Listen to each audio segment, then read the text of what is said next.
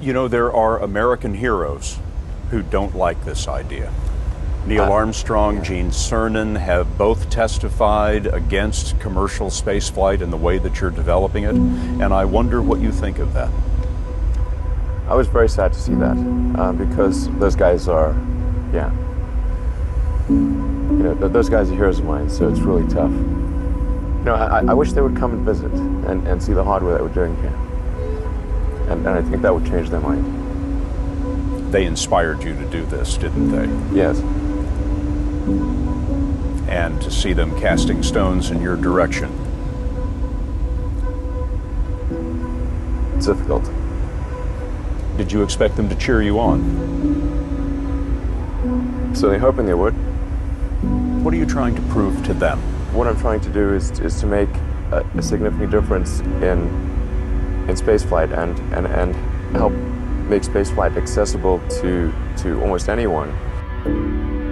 One of the most difficult choices I've ever faced in life was in 2008. I think I had maybe $30 million left, or $30 or $40 million left in 2008. And I had two choices. I could put it all into one company, and then the other company would definitely die, or split it between the two companies. But if I split it between the two companies, then both might die.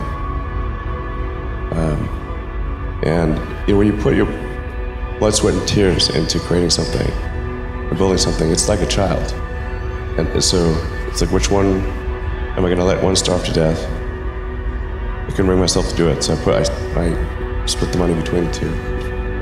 Fortunately, thank goodness, they both came through. What was your biggest failure, and how did it change you? Well, there's a ton of failures along the way, that's for sure.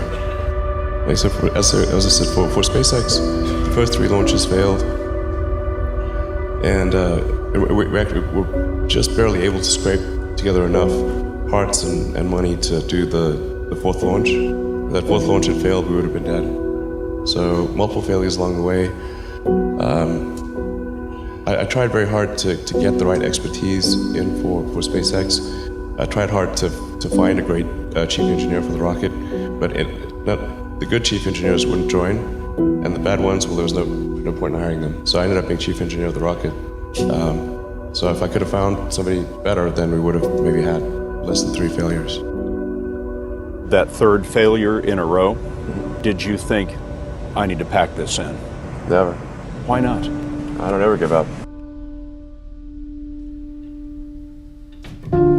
So many people tried to talk me out of starting a rocket company. It was crazy. One good friend of mine collected a whole series of videos of rockets blowing up and made me watch those. He just didn't want me to lose all my money. We're doing these things that seem unlikely to succeed, and we've been fortunate, and at least thus far they have succeeded. Now is the time to take risk. You don't have kids. As you get older, your obligations increase. And once you have a family, you start taking risk not just for yourself, but for your family as well. It gets much harder to do things that might not work out. So now is the time to do that before you have those obligations. So I would encourage you to take risks now. Do something bold. You won't regret it. How did you figure you were going to start a car company and be successful at it? Well, I didn't really think Tesla would be successful. I thought we would most likely fail. But I thought that we at least could address the false perception that people had that an electric car had to be ugly and slow and boring like a golf cart. But you say you didn't expect the company to be successful, then why try? If something's important enough, you should try, even if the probable outcome is failure. Or how do you think about making a decision when everyone tells you this is a crazy idea? Or where do you get the internal strength to do that?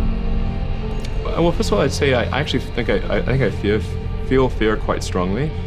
So it's not as though I just have the absence of fear. I feel it quite strongly. But there are just times when something is important enough, you believe in it enough, that you do it in spite of the fear.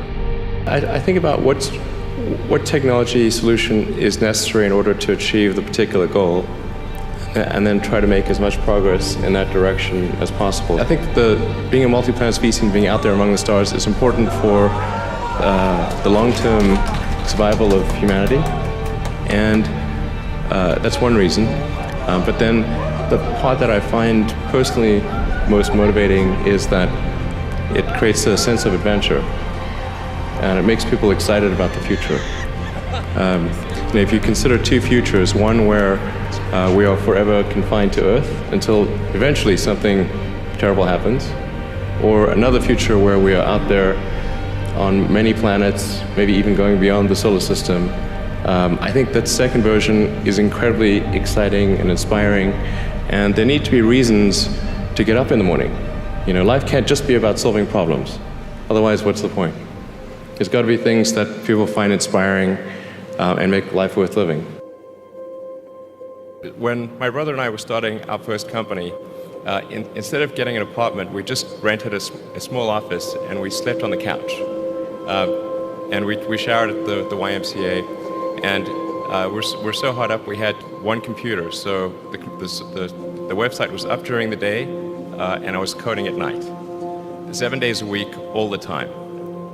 And I sort of briefly had a girlfriend in that period, and in order to be with me, she had to sleep in the office. So work hard, like every waking hour. That's the thing I would say particularly if you're starting a company. Whatever area that you get into, given that even if you're the best, there's always a chance of failure. So I think it's important that you really like whatever you're doing. If you don't like it, life is too short. If you like what you're doing, you think about it even when you're not working. I mean, it's something that your mind is drawn to. And if you don't like it, you just really can't make it work, I think.